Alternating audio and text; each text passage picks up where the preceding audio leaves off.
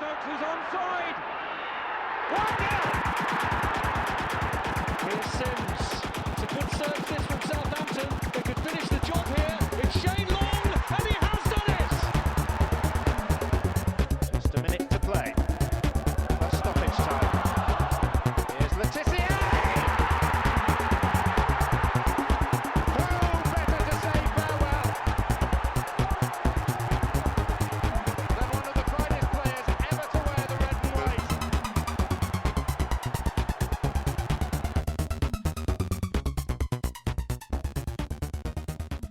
Hello and welcome. You are listening to episode 87 of the Saints FC podcast, and I'm welcoming back Mr. Tom Parker into the room. Tom, hello. Good evening, John. How are you? Yeah, very good. What a weekend. We beat Manchester City, indeed. One of the best teams in Europe, in the world, in front of a record-breaking 5.7 million people on BBC. Pompey got knocked out of the playoffs to Oxford United on penalties. I mean, barbers are open, pubs are open. I didn't manage to go to either, but I think you might have managed to sneak to one or two. I mean, what a weekend. What more can you ask for, Tom? Yeah, I think Sunday was perhaps my favourite day, and since I think the birth of Beatrice, it was an amazing day. I had 2 pints outside the pub in Deptford, Greenwich, where I live, and then we had a bowl of chips outside the pub, and then we went home. And mildly optimistic. I was optimistic, I think, John. If you look back at the WhatsApp group we're on, I think I did say I predicted a Saints victory. But I think that was probably the most I've enjoyed / been nervous about a football match probably since the Swansea game, John, back when we watched that in the Lord Fight. I mean, that is interesting because effectively there was nothing on that game, was there? Already at 40 points. Norwich, Villa, and Bournemouth are doing a really fantastic job of cutting themselves adrift from everyone else. There's no threat of relegation. There's no shame in losing to Man City. Yet, I think being ahead for all that time in the game just meant the kind of the anxiety and nerves were just dialed up. Every passing minute, you cared more and more about the victory, and it felt really, really important by the end. It felt fantastic. Yeah, it did. And also you felt and this sounds silly, there was a lot of narratives, wasn't there, at play? Like football often does this. If you look through the team, you have a goalkeeper who in the last home game has made an awful, unnecessary error. You have a defender sent off and suspended in the previous game, who people given an interview in The Guardian, Jack Stevens, and people weren't, still maybe not 100% sold on him. You've got Romeo, who's a bit of, seen maybe as a bit of the old sort of cart horse now compared to the sort of flashy transition midfielders we have. And then you've got Shea Adams, who obviously, hasn't been able to buy a goal and hasn't really even, apart from, apart from the Watford game, come close. So there was loads of individual stories, and you almost wanted things to hold on as much for the team, but also for the individuals, so they could this sounds melodramatic, like, they could gain redemption. Yeah, and I think there was redemption all over the pitch. We'll go through the kind of match blow by blow because I think we've got to relive this. It was such a great victory. So positive. I mean, I can't believe it. If you're looking at the last podcast we've put out, so we put out, obviously there was the one before the lockdown restarted. Then we put out a podcast after the Norwich victory. We then put one out after the Watford victory. Thankfully, kind of glossed over Arsenal because they managed to sneak 2 in. Then we've got one after the Man City. Next podcast after Man United and Everton. We'll get onto that soon. But I mean, it's so positive, Tom. Like every time we sit down and record this, or when Carl's on, it's all good. It's all really good. And yeah, and it's so good for Che Adams to get his goal. Carl called that in the last podcast. You called the Saints victory. There's optimism all over the place, and for once it wasn't unfounded. That we beat Man City, and I think we did it really well as well. It wasn't it was a little bit like the Alamo at times, but it wasn't just a case of get a goal and park the bus. We saw proper Ralph tactics and intelligence and really intentional football basically got us the result. Yeah, and the stats kind of, in a weird way, they flatter Man City, and I think that was kind of obvious from what Pep Guardiola was saying. Yes, they had 26 shots on goal, or they had 26 shots. 11 of them were blocked. And if you really think about it, McCarthy didn't make a worldy save, did he? I mean, they were the shots were kind of straight at him, or they were blocked. And I think, yes, he made some very good saves, and, despite the best effort at the end where he came out for that cross, but everything went right. And if you look at the way individual players, if you look at Carl Walker-Peters, who hasn't maybe flourished for Saints, playing up against the best wide players on the planet in Sterling, Mahrez, Cancelo. I mean, he just was fantastic. He didn't put a foot wrong. And so you wanted him to win because you want the team to win, but you also want the vindication. And I think for Ralph as well, it was an ultimate vindication of his style, because if you go and try and play Man City at being Man City, you will lose, 4, 5, 6-0? Well, how much did Liverpool lose, the game before? Liverpool, who 4-0. Up until that 3-0 against Watford were undefeated in the Premier League, looked totally unplayable. And had it not been for a VAR decision, would have been 5-0. And that's what happens. Man City can turn it on if you give them space, if you try and attack them like Liverpool did. You can get punished, can't you? Yeah, and you look at the players, John. I mean, we were talking, I think, on WhatsApp. The sort of embarrassment of riches, haven't they? They've got, they drop. I mean, Zinchenko is an interesting player, because obviously we'll talk about the goal, but I don't know if you know, it's how good is Zinchenko's control? They were fizzing those balls across the Zinchenko, and every time just brings it out perfectly. Not even the first choice left back. Cancelo, how good is he? That's the guy they bring in when Carl Walker doesn't want to play. So, Saints deserve all credit, and Ralph masterminded that. And I guess we should let's talk about it. Yeah.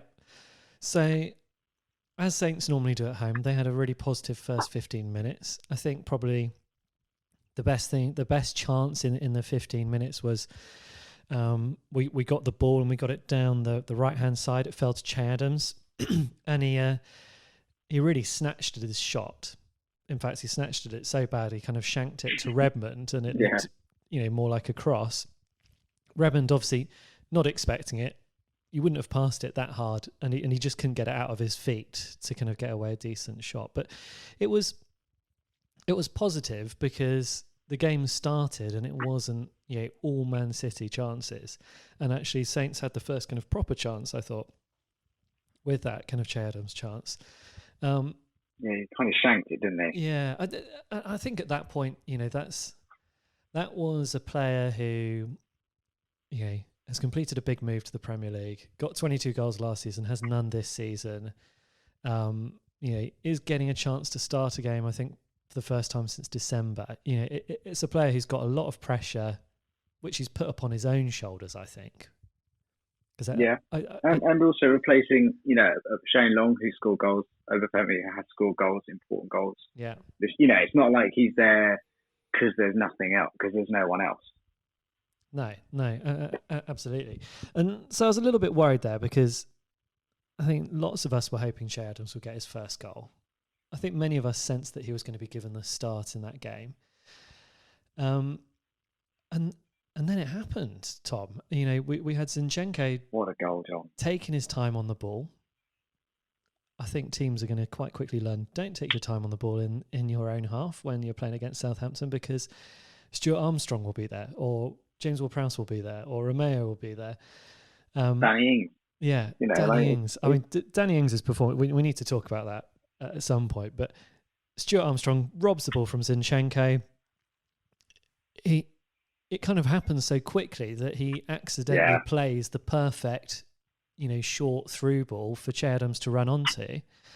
He sees Ederson off his line, and he puts it in from 40 yards out, and it was beautiful. The curve on it was absolutely lovely, wasn't it? Beautiful curling right-footed strike right into the centre of the goal, and you could kind of tell that was all very intentional. Saints had planned for that to happen. There was no kind of like moment of hesitation. Oh, the keeper's off his line. What do I do? It was like, I know the keeper's off his line. I'm going to put it in the goal. And that's kind of what I was talking about, this Ralph tactical masterclass. And he talked about, the players talked about knowing that Ederson was going to be off his line, and knowing that they might have an opportunity to do that. And it was taken beautifully. And what a way for Che Adams to get his first goal for Saints in front of over 5 million people. Yeah, it was brilliant. And I think you're exactly right. It's this, isn't it refreshing to watch? Because I mean, we've had some donkey managers, haven't we? We had Pellegrino, who was well out of his depth. We had Mark Hughes, who was a relic of a different era. You had probably Courtois, who history will judge him probably more kindly than Saints fans did at the time.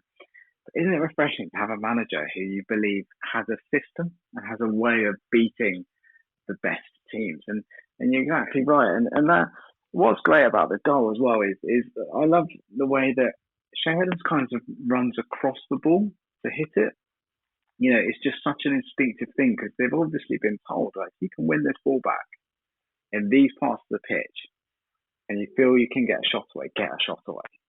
And you're right, he arrowed it, didn't he? It curled out and round, and he kind of runs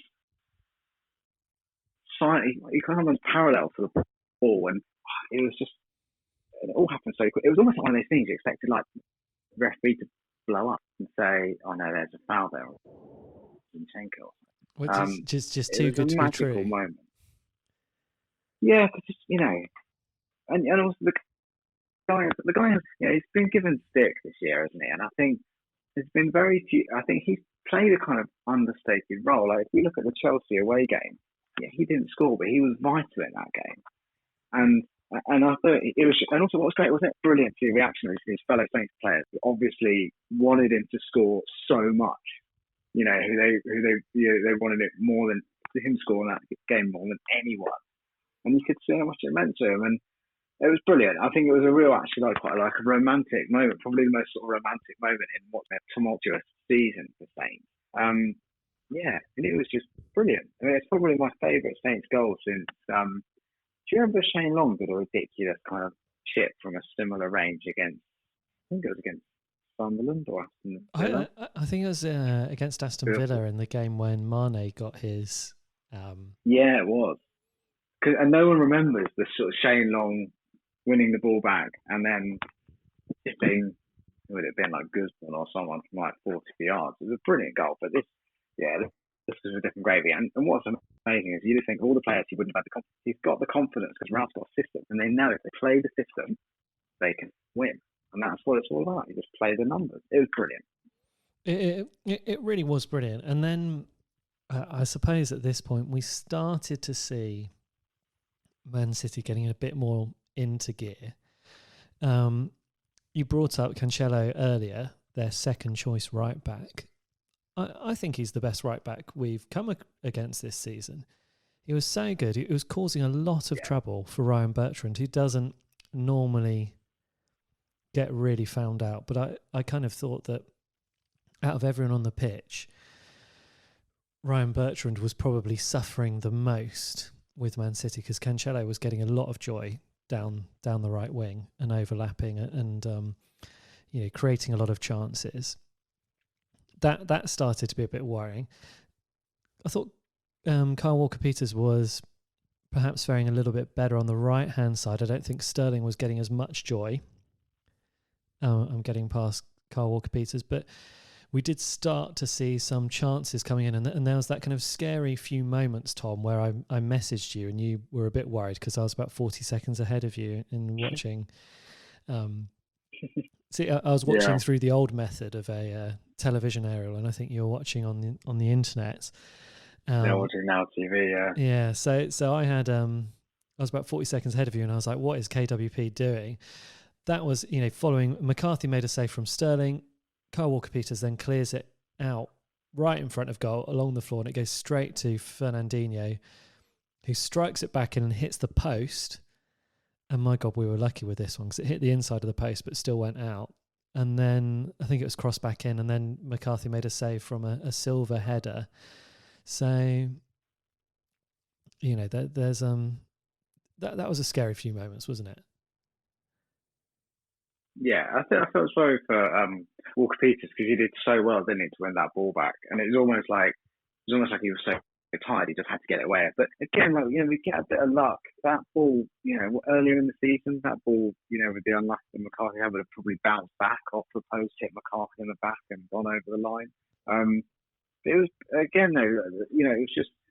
Saints have to have luck against teams like Man City and Liverpool. You're not going to beat them on playing their own game. You have to have a bit of luck. And it was, I was 40 seconds behind John. So when you texted me and said, why has Kyle Walker-Peters done that? I was all okay in the end. What were you expecting, Tom? Were you expecting like an own goal or something? Yeah, or a silly penalty. Also, because if you look at that team, Sterling always does it against Saints. Do you remember a couple of years ago, John, Sterling scoring in the very last minute against Saints, I think, to win the game at Man City?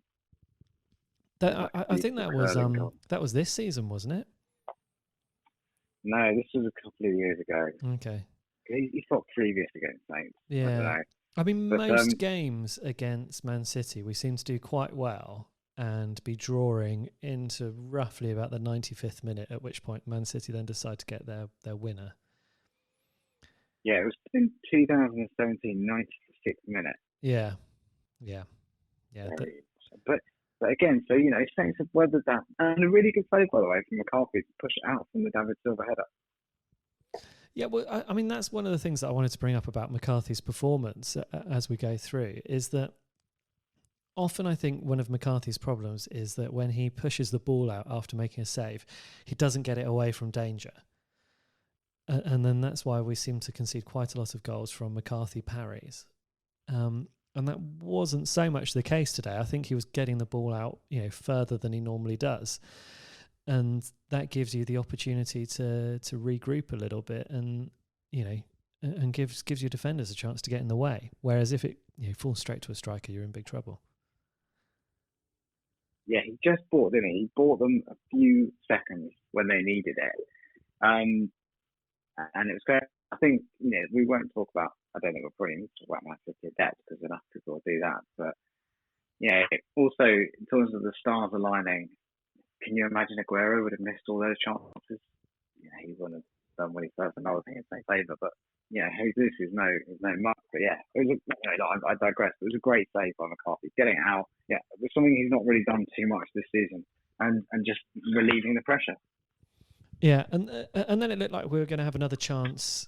We did have another good chance when Kyle Walker-Peters played a lovely chip through ball to Danny Ings, which he ran onto, and I think he's kind of unlucky here because he almost got too much on it. He threw his body at it and made too good a connection, which meant it went up over the bar. I think if he'd kind of scuffed it, there's quite a good chance that goes past Ederson and into the goal. You wanted him to almost toe poke it. Yeah, you wanted to almost toe poke it, don't you? But it was brilliant. And also the composure of Kyle Walker-Peters is something we've not, Valerie, for whatever reason, has lost his way. And Kyle Walker-Peters is so composed. And obviously, if you're Danny Ings, that's exactly what you want, isn't it? That long ball over the top, which we've seen Stevens do, coming from the right-hand side, playing over Danny Ings' right shoulder. Much like the goal against Spurs that Ings scored at St Mary's this year, it's a perfect ball for him. He's like you say, the connection was too good. Yeah, it's a very tricky chance. So I'm not going to hold anything against Danny Ings here, but it was good to see us continuing to make chances. I actually think in the halftime stats, we were quite well balanced on chances. For City and for Saints. The second half was kind of a different ball game, really, when we saw Man City really ramp up the pressure. And we saw Saints kind of going deeper and deeper. And the frustration with this is when you start to see the likes of Redmond, Che Adams, Stuart Armstrong, they're all kind of like pinned back because Man City have got everyone forward, and so you need everyone back. And it's very difficult at that point to then have an outlet, for the strikers, or to, to get the ball up to the strikers and try and get some position in Man City's half. And we did struggle with that. We saw McCarthy making some more good saves. He made a save from Jesus. He made another save from Silva. That was a brilliant bit of skill, wasn't it, to get through Stevens and Bednarek. But, again, it was a good start, but it wasn't a great finish, was it? No. And you start to see Man City getting more and more desperate. And then I think what was quite interesting is he then takes off Sterling and Mahrez. I thought Mahrez was actually playing quite well for Man City at the time. I thought Sterling had been kept pretty quiet by Kyle Walker-Peters. And then you look to the bench and you look at De Bruyne and Foden coming on and you just think, oh, God, this is not fair, is it? When you can bring those two off the bench. Because also, look at Saints bench. Who was on Saints bench? Shane Long? Yeah, we had Shane Long, Obafemi, Smallbone. But I mean, apart from that, it was, you were down to the kids, weren't we, really?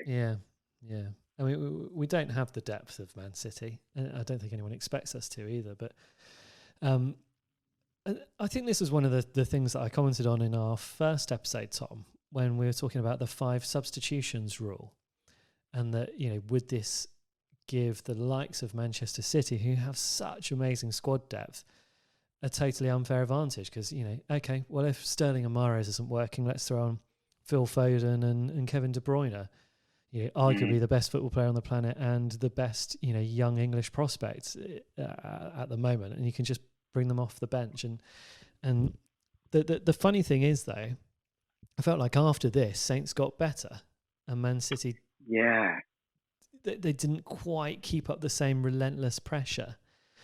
I mean, we did see kind of Bernardo Silva having another chance, which was brilliantly blocked by Stevens. We saw Stevens and Bednarek, making block after block after block and really getting in the way. But I didn't really feel like Man City created really amazing chances after they came on. No. I mean, it was weird because De Bruyne was possibly, it was the one time I've ever seen De Bruyne's rangefinder be off, wasn't it? Like he very basic stuff he was getting wrong. He overhit an early long ball, didn't he? Yeah, which he never does. Yeah, and I think it unsettled him because he did it again in a crossfield ball, I think, to Zinchenko maybe. And I think, and Foden also I think, if you look like Mahrez and Sterling in particular, they look to beat their man, don't they? Every time they look to beat their man, whereas Foden is a different type of more sort of clever player, and I wonder if that suited Saints because it forced Man City to slow the game down a little bit. And again, we mentioned earlier, Romeo had a brilliant game. Obviously got booked. Did so well, didn't he, to get booked in the first half, and then to keep on the pitch against a team like that. I think it suited Saints when Man City wanted to slow the game down. Yeah, I totally agree. Hasenhüttl was spitting feathers at the point Romeo got booked. That he's not allowed to do that. He's not allowed to get booked in the first half. He's supposed to save that for the second half. But credit to him for managing to kind of keep it together and not get another booking. We did see another good chance for Saints actually, where we did manage to kind of release the pressure for a few moments. Shane Long managed to kind of carry the ball further up the pitch, and then create a chance for Armstrong. I think it bounced off Ings' feet and then fell to Armstrong. He hit it at the keeper. I don't think he quite got hold of it. And then probably the next moment which really scared me was involving Armstrong again, which was where McCarthy had that flap. Yeah, which is exactly what McCarthy did at the Etihad, isn't it? Yeah. To lose the game. Was it Kyle Walker or scored? And, almost like a carbon copy. But wasn't it great to see so many players like Ward-Prowse, Bednarek, and Stevens like throw themselves in front of the ball. Yeah. It was like a FA Cup final almost. Yeah, it really was. And, I was very relieved when Armstrong's clearance, I don't know how intentional it was, but went wide of the post rather than in the post. And that was it really until the 96th minute when, was it Armstrong again, gave away a free kick right on the edge of the box. Which was it was a stupid free kick. Yeah. But again, like, I watched the free kick De Bruyne scored against Chelsea, and it was a ridiculous world-class free kick. But I imagine James Ward-Prowse aside, the further out it is, the closer it is, the harder they are to score. I think this is interesting because if you look at the free kick Ward-Prowse takes against Watford, it's very, very difficult to get the ball up and over. But he took it from the spot where the foul was made. De Bruyne very cleverly takes the ball back a little bit further, I think, for this free kick. I think if you look where Armstrong made the foul, it's almost right on the edge of the box. And then when you look at De Bruyne takes the free kick, it's a good 5-6 yards back from the edge of the area. And I was quite surprised when he laid it down. I was like, oh, actually, this looks like a better chance than I thought. And I actually wonder here if McCarthy does something very intelligent here, because he doesn't go to one side of the goal. He doesn't invite De Bruyne to aim for a particular part of the goal. He stands fairly central. And I don't know whether this is just because the free kick was more central, but it kind of looks like he placed his wall centrally and stood centrally. And I wonder if this just kind of threw De Bruyne a bit, because when a keeper stands on the opposite side of the goal and they've got the wall protecting one side of the goal, if you can get it up and over the wall, you'll score a goal because the keeper's not going to get to it. But if the keeper's in the middle, you've got to hit it hard enough that he's not going to get to it, right? Because the keeper's not going to guess, like in a penalty. He's going to watch the ball and try and save it. So I wonder if that was quite intelligent, or it might have just been De Bruyne was off the boil a bit and just hit it straight at the wall. And then Shane Long gets fouled by De Bruyne, and that's it. Yeah. At what point did you start, fist pumping the air, Tom? Was it when De Bruyne missed the free kick, or were you still anxious at that point? John, I mean, you and I have been supporting Saints for long enough to know that until the referee blows the whistle, nothing is done. And I was only there, and it was just fantastic. You could feel that. The only sad thing was that the fans weren't in the stadium. And you could feel the palpable relief, couldn't you? And you could feel the kind of, it was different relief, isn't it? Because it wasn't to take us to 40 points. It wasn't to keep us up. It was like the system works. If we play the system, it works. It's like we didn't play the system against Arsenal and we lost. Yeah. We did play it against Norwich. We did play against Watford and played that one. And he has to now, the players have to every time implement the system. If they implement the system, they can win. Yeah, and all credit to Ralph Hasenhüttl here. I mean, what I found quite interesting is, I think just before the game, the BBC interviewed him, and he gave an interview and he said, "Yeah, well, we're going to have to, want it more than them. We're going to have to fight really hard. We're going to have to, totally exploit all of the opportunities we get. We're going to need to be clinical. We're going to need to be, totally focused, and we're going to need some good luck." And it was a very pragmatic way of looking at it. It wasn't like, it's impossible to beat a team like Man City. It is possible. These are all the things that we need to get right. We're really excited at giving it a try and seeing if we're going to win. And he got it absolutely spot on. And I wonder if, you've got someone out there who's sending out the players and not with false optimism, but, there's a pragmatism that says, yeah, we're going to need to get a little bit lucky. We're going to need to be clinical, but, you guys, you can go out there and you can do it. And, we actually had more opportunities to score. It could have been 2-0. Equally, it could have been 2-1 to Man City. But, that was the way it worked on Sunday night. He was right. He said, we have to run harder. We have to run faster. We have to be more aggressive. and he's right. And I think, what he isn't saying, like you say, is like we'll go and beat Man City Mark II and we'll beat them that way. He's saying that he recognises the limitations of his players, which every coach probably in the Premier League, apart from Guardiola and Klopp, has to do, and he sets them out to beat. You're right, probably one of the top 4 or 5 football teams in the world, and in the end, like Man City had a lot of possessions, they always do. Man City had a fair number of chances, they always do, but it was, like you say, it's not comfortable, then it was a well-managed win, wasn't it? Yeah. It was scary, it was frightening, it was nerve-wracking, and there had to be some fantastic individual performances across the pitch. But the team performance was just so good. And when a team plays that well together and shows that sort of resilience, you've got to give some credit to the manager. That doesn't happen. All credit should go to Ralph. Yeah, that doesn't happen with a team that is unhappy with the manager. That was a team really pulling together, and it felt like every single player had each other's backs. It looks like the team spirit in the squad is really amazing, and you referenced that when Chadham scored his goal and how the players rallied around him.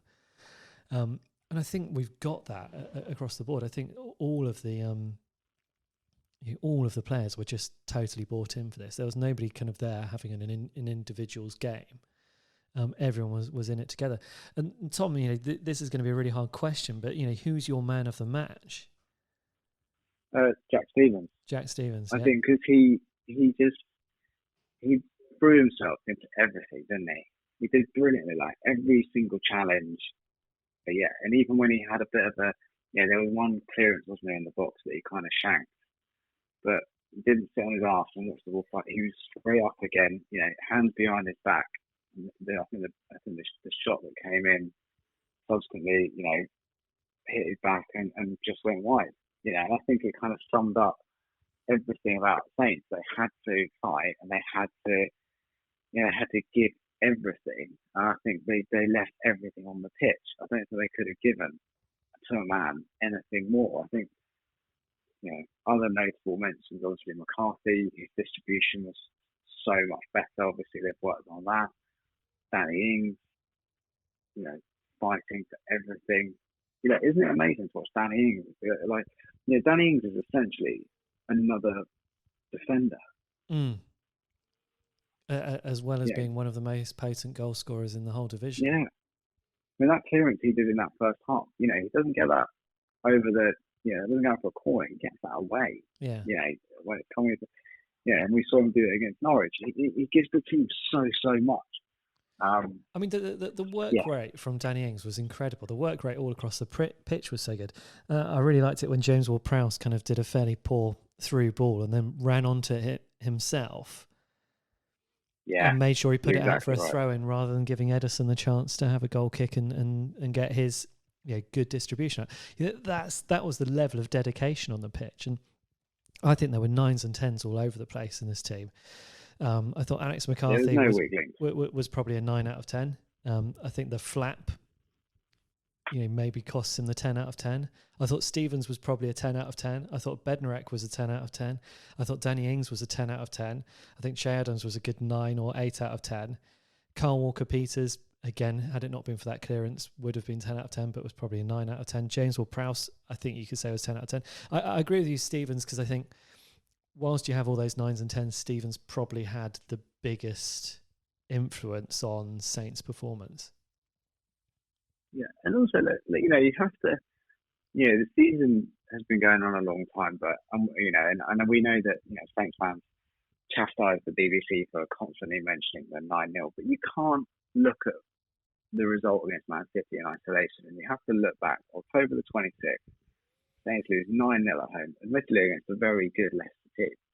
And everyone associated with the club should take credit for how they've done, from the owners, who a lot of Saints fans aren't keen on, sticking with Ralph, giving Ralph a 4-year contract. And then Ralph almost, working out that these are the players, Stevens, McCarthy, Ings, these are the players that are going to get him out of this situation. And then just religiously putting his faith in them. And if you look, like, there's players there like, Bednarek, Stevens, Armstrong, that never were able to convince other Saints managers that, or never were able to convince Saints managers that they were the answer. But now if you look at Stevens and Bednarek, they're the backbone of that team. Mm. It's really exciting. They're the kind of rock and the foundations, I suppose, that the rest of it is built upon. And Tom, I think we've got to move on from the Man City game, as much fun as it is to talk about it. And I think one of the positives was, oh my God, the Saints Twitter sphere, as you call it, was suddenly just, everyone was joyous and people weren't arguing about politics or coronavirus or various other things. It was just like sheer elation across the whole kind of Twitter timeline on my phone. So that was a nice relief as well. Tom, I'm gonna read you something in the post-lockdown table, and bearing in mind I haven't considered results tonight. Saints are 5th overall. That's quite impressive, isn't it?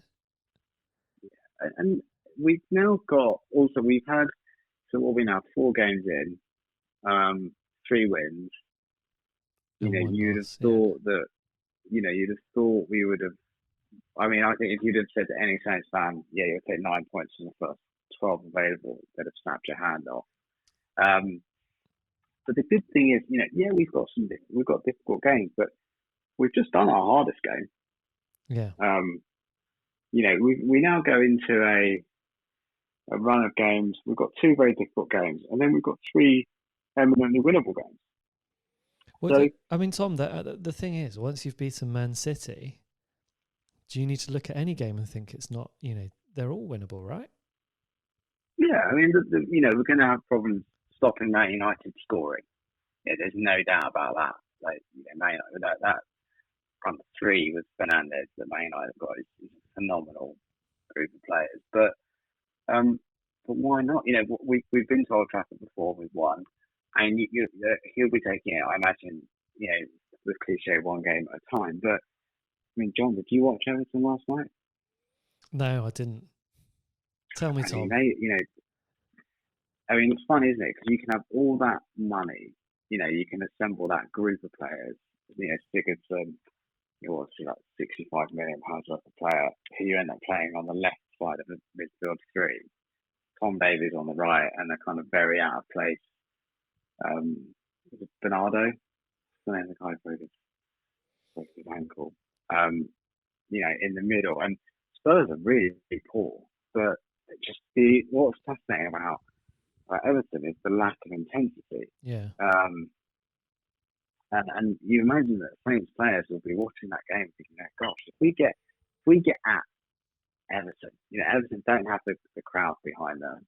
If they get at Everton, Everton do look suspect at the back. Holgate went off injured. He's been probably their best defender this year. There's been no reason why Saints are, among the top 3 or 4 teams in the league away from home. If we win, we go above Everton. Yeah, which is quite amazing, really, isn't it? I've got another league table to talk to you about in a bit. It's not the Premier League table, but there's another one. But whilst we're talking about Everton, I think we've touched on what can we expect from the Everton game away. It's on Thursday. There's a chance that some of the Saints players might be quite tired from Sunday because that was an epic performance, and I think you're right. Not a single one of them. You didn't leave every single part of their body on that pitch. But you've got to feel relatively confident. Everton, again, they've played yesterday, so in effect they've had less rest, although they didn't have the same intensity that Saints did. Tom, here's a question for you. We've got a bit of a juju at Goodison Park, right? So not including the last time we won there, John? Well, not including the League Cup where we won on a penalty shootout. Here's your guess. When did you think we last won at Everton? I'm going to go for something ridiculous like 1999 of like Marion Paha scoring, something like insane like that. You're not far off. 1997, we won 2-0 at Goodison Park, and the goal scorers were... Go on, so I want you to guess these. Tom, are you still there? Or are you still I'm thinking? still here. Yeah. Oh, do you want me to guess? Yeah, I want you to Okay, guess. 97. I'm going to guess Michael Spencer and Hassan Cashel. No, it was Matthew Letizia and Kevin Davies. Was it the wonder goal? Kevin Davies where he slalom through about 5 players? Yeah, I think it was. Yeah, that was the last Great time we goal, won at that. Goodison Park. That's, so what was that, 23 years ago? Yeah. I mean, interestingly, my brother brought over the Nintendo 64 at the weekend. So I played that with my 5-year-old for the first time. And just seeing the kind of like, you plug in the games and it's like copyright 1997. You're like, wow. So, when my brother and I were playing the N64, first playing when 3D games were a thing for the very first time, that was it. That was 1997. Another question I've got for you, Tom, on this in the preview for this game. We've already talked about the awful Leicester game at home. Was the Everton at home almost the worst performance of the season, or most depressing? I mean, I feel like we owe Everton a game of football because we definitely didn't give them a decent game of football at St Mary's before. I think we conceded more chances to Everton than we did against Leicester. And although we only lost 2-1, it was pretty shambolic. Well, I think Carl has said this, hasn't he, that the Everton game felt worse than the 9-0. I would agree. I mean, I didn't. In all transparency, I never watched the 9-0. I've never seen all the goals. I was at an event that night. I couldn't. But I watched the Everton game, and you lose 9-0 against a very talented attacking force that is Leicester. That's one thing. I mean, Everton were as bad as Saints were at that point. Yeah, weren't they? And that was what. And it was the lack of. But also, it was the lack of fight, wasn't it? Because you were like, right, you can turn this around, you can beat Everton and put the 9-0 behind you. But it was the lack of fight and the lack of passion, and that to me was when I thought, oh God, you know what, they can go down because if they're not fighting. You can understand, giving up against a Leicester team that are killing you, but they've given up against Everton before kickoff. Yeah, and Tom, so I've got another interesting league table for you, which is the league table from since the last time we played Everton. So 21 games have played since then. We had the November international break, then we came back and we drew with Arsenal at the Emirates, and then we had the win against Watford. Where do you expect us to be in the post-November league table? European qualification, I'd say, top 6. Yeah, you're absolutely spot on. We're 5th in the division since in the last 21 games. So since that Everton game, we've won 11 matches, 2 draws and 8 losses. We've got a positive goal difference and 35 points. I mean, if we had 35 points after 21 games in any season, we'd be delighted. That would be a team that you'd be starting to think has got a good chance of certainly securing Europa League and you'd be planning the European holiday, wouldn't you? Yeah, exactly. And that puts us in form, above Leicester, above Arsenal, above Chelsea, above Tottenham Hotspur, above Sheffield United, and the only 1 point behind Wolverhampton Wanderers, 4 behind Man United. Then you've obviously got Man City and Liverpool a little bit further ahead. So, I mean, that's really impressive since that game against Everton, and that's why I think it's so important that we give Everton a really good game. We've got to show them how much we've improved since then. Yeah, and also we have to think as well, this is a very odd season, isn't it? With the Man City suspension from Europe hanging over them. People are talking about 8th being good enough for Europe. Now, we're 5 points off 8th, and I know we've got a very hard game at Man United, but we've got 5 games left, John. And you can honestly say that if Saints took 12 points from 15, it wouldn't be surprising. Bournemouth looked horrid. Brighton have got nothing to play for. Sheffield United, it's interesting. Sheffield United, as well as they've done, that goal they scored against Aston Villa, I think they said on Match Today, it's the first away goal they've scored since February. All right, not many games have been played, but they've not been smashing it away from home. And, it could come down to that game. It could come down to, it might not be finishing 8th, it's finishing 9th. And what's that worth? Isn't it place worth something like £3.5 million? Yeah.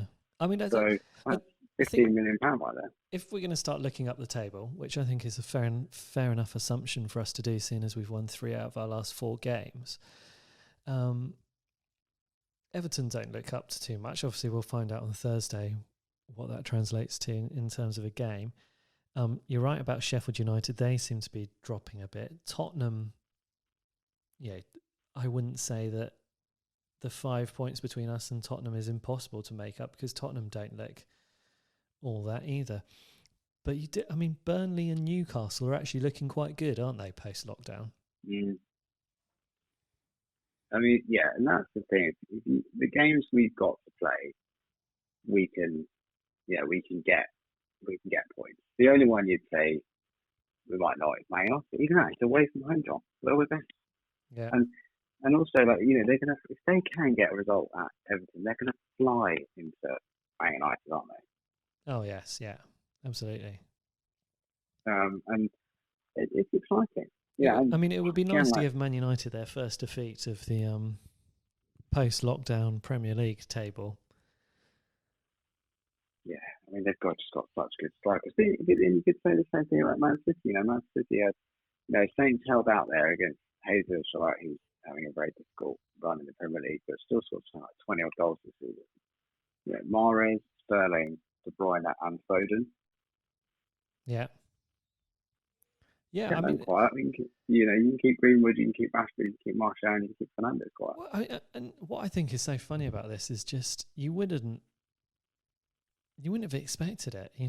People don't cut Solskjaer an awful lot of slack, and I think a lot of people were questioning how good he was. But actually, that game is certainly looking like the most challenging one, and Manchester United certainly are the form team at the moment. They've won 3 out of their 4 matches, drawn the other one. It's not impossible, but it's going to be tough. Yeah. Also, did you see that Fernandes is promoted into the Premier League team of the season, although he started 5 games? That if you just want to work out where bias is in the big club bias. Oh, and also this week Garth Crooks put Alisson in his team of the week and not McCarthy, because he was talking about a save that Alisson made in injury time against the Aston Villa team that was 2-0 down, saying that he never loses his concentration. That was mad. Yeah, I'd kind of forgotten about Garth Crooks. What was? Yeah, it's exciting, John, isn't it? And what was his player rating before that just baffled us? Oh, I think it was Lamina, wasn't it? He said he was brilliant, didn't he? And that he was just the sort of player that Arsenal should be signing. I think was it was clearly the first time we'd ever watched him. Overpaid sort of show pony that has questionable commitment issues does seem to fit the bill for us. Yeah, and also give credit Ralph managing the squad as well, because he has clearly shipped out players that don't buy into his way of doing it, or that aren't good enough. Your Elyounoussis, your Laminas, and he's talking about getting Forster back, which would be fascinating. That's another thing that I wanted to talk to you about, Tom, because that's quite. In terms of the off-the-field stuff, I think Fraser Forster saying that he wants to leave Celtic again, come back and fight for his position is one of the most interesting kind of stories around Saints at the moment. I mean, what do you make of that?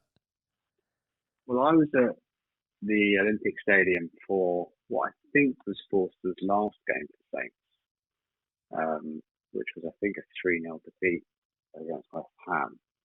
And he looked at his shadow of his former self, and I was also at the Burnley game when Forster got injured at St Mary's, and he got right in front of us. And you can't help but link the two, because before that he was imperious, wasn't he? He was brilliant, probably best goalkeeper Saints had since Tim Flowers. And then he just totally lost his way. There's various, did he lose it kind of in the head? Also, a lot of people pointed out how big he'd got. Yeah, he was huge. He's a big guy anyway, but he's almost like a rugby centre. Is that the right shape for a goalkeeper? But obviously, he's gone to Celtic. He's got all his confidence back. He's won a load of things, and he's not become a bad goalkeeper. He's not forgotten how to be a goalkeeper. Everything is there. It's just mental, isn't it? It's just, and if you think about it, like Saints, they've got a few redemption players. I think like players like Stevens, Ings is another one. 2 significant injuries coming back. Why can't Forster be the next one? And I think, as impressive as McCarthy was against Arsenal, there is still a question mark there, isn't there? And there is a kind of, he does make errors that lead to, as goalkeepers do, if they make errors, generally they lead to goals. And yeah, I think if we go back through kind of great goalkeeping performances by Saints keepers, I don't think McCarthy's one at the weekend probably reaches the top 5 of perhaps the last 10 seasons. So the one which really stands out for me is the game at the Emirates where Fraser Forster made about 15 saves in the space of one match. Kelvin Davis against Leeds United in the Championship race this season. Yeah, that's the one that everyone remembers. Yeah. I think, as great a game as McCarthy had on Sunday evening, and he did have a really good game.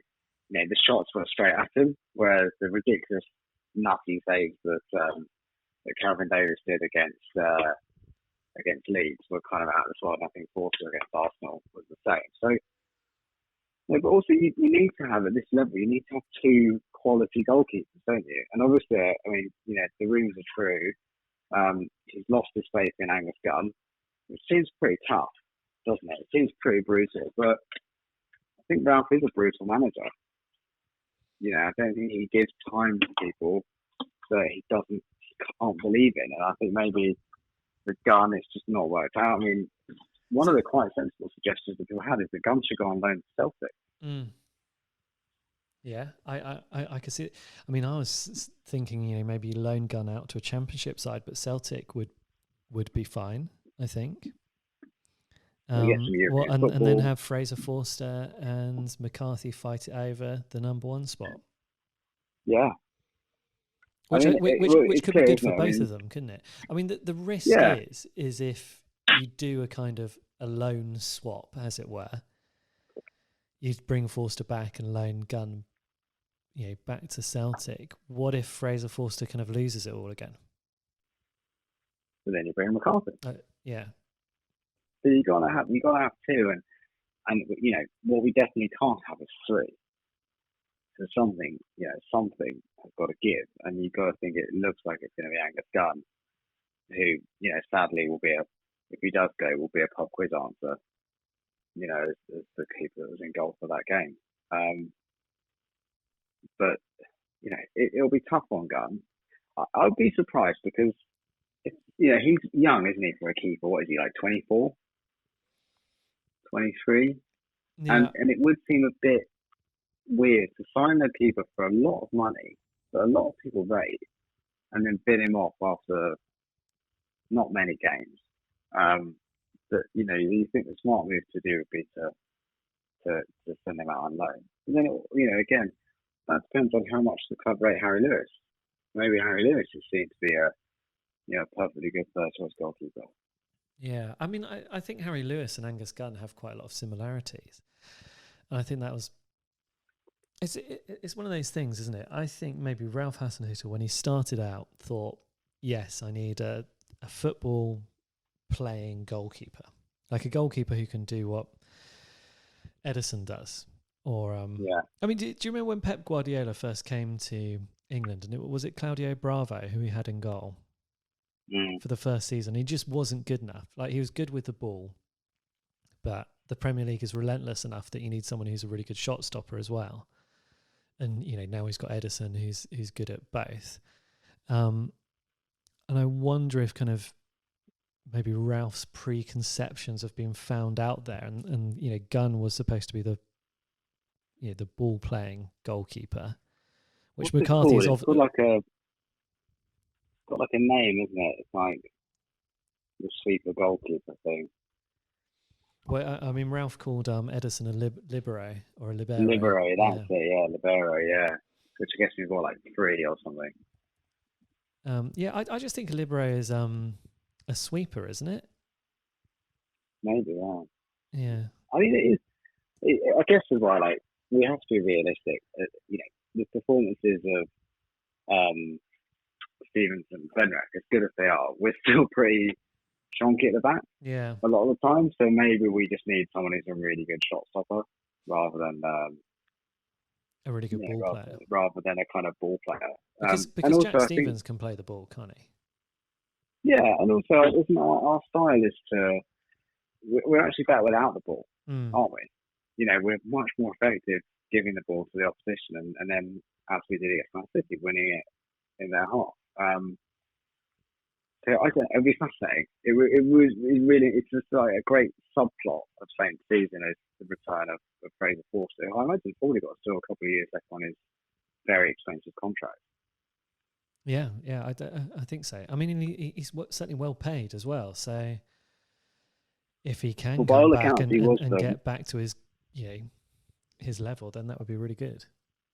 Well, by all accounts, he was the highest paid player at Saints. Yeah, I'd heard that before as well. So whether he still is, I mean, I imagine Danny Ings is probably on a pretty penny. Yeah, and that's another subplot. I don't want to drill on about it, but Pierre-Emile Højbjerg. Well, I mean, I think he's just gone now, isn't he? That's it. I think we can forget all about Pierre-Emile Højbjerg.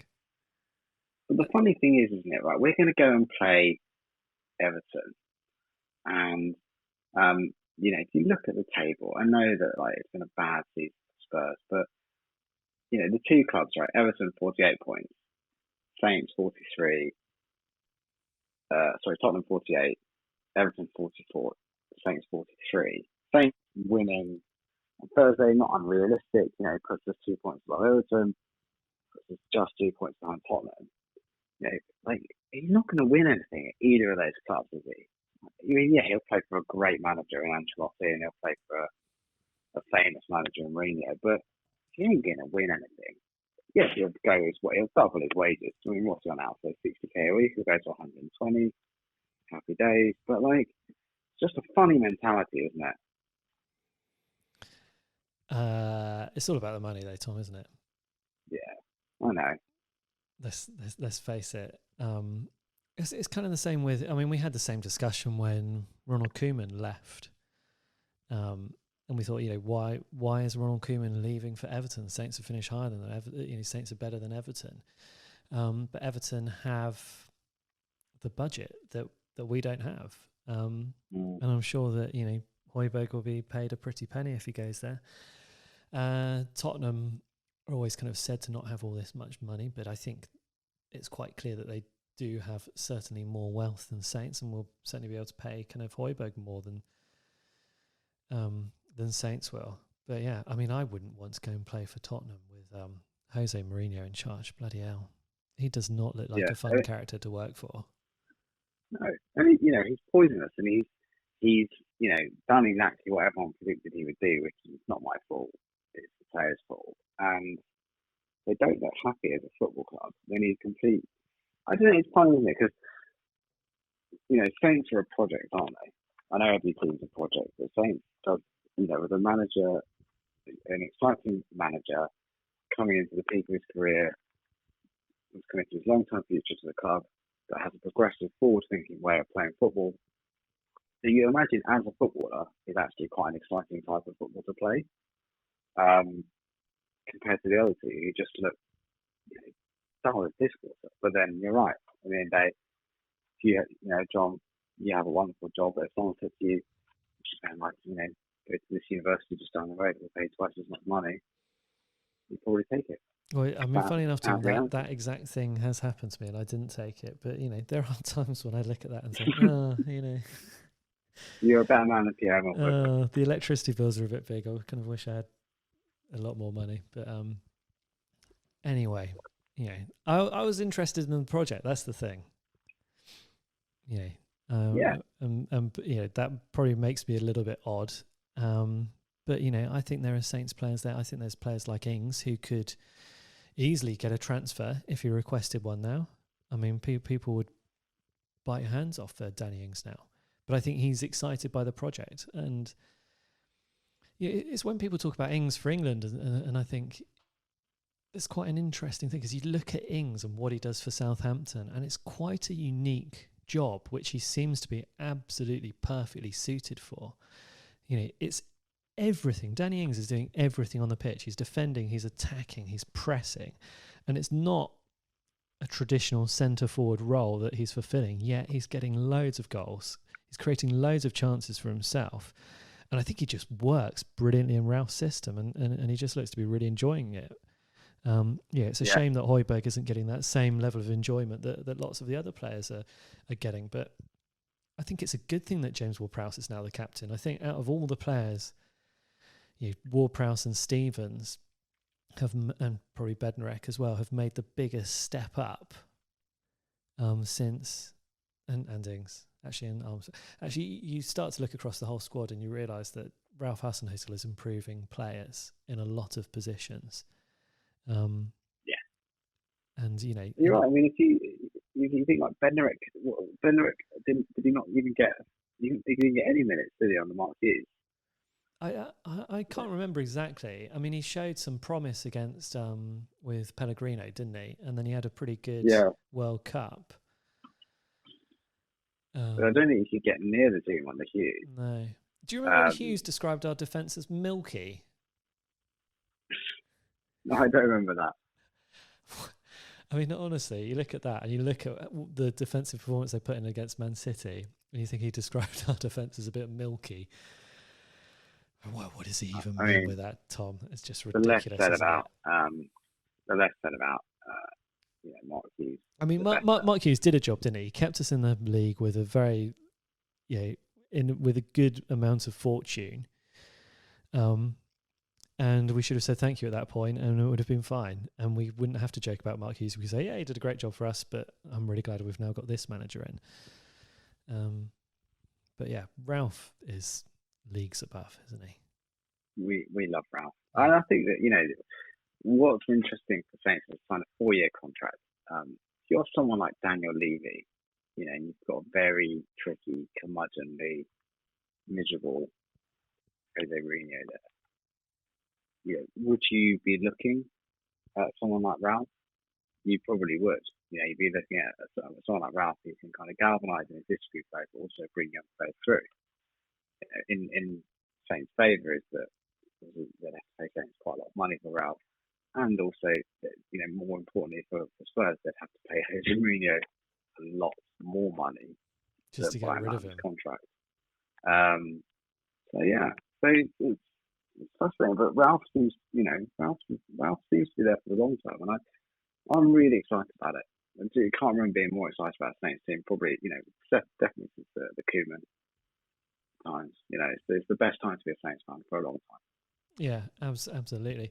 Tom, I've realised we've now slipped over the hour mark, which is it's probably challenging even our strongest fans to listen to us for this long. But we had to talk about the game against Man City for so long because it was so good. So listeners, I hope that you've enjoyed nearly all of mine and Tom's kind of thoughts on Saints and our reliving of the match against Man City. We certainly enjoy sharing and in the delight of many, and loads of people on Twitter getting in contact with me after the game, and really great to see that enthusiasm across the board. If you want to get in contact and you want us to answer a question or talk about a particular topic for the next episode, you can do that, saintsfcpodcast@gmail.com. I think during this kind of this like lockdown football, we're probably needing to put the podcast out one a week anyway, so we'll get onto it quickly, probably after the Man United game. Send it in, or you can tweet us.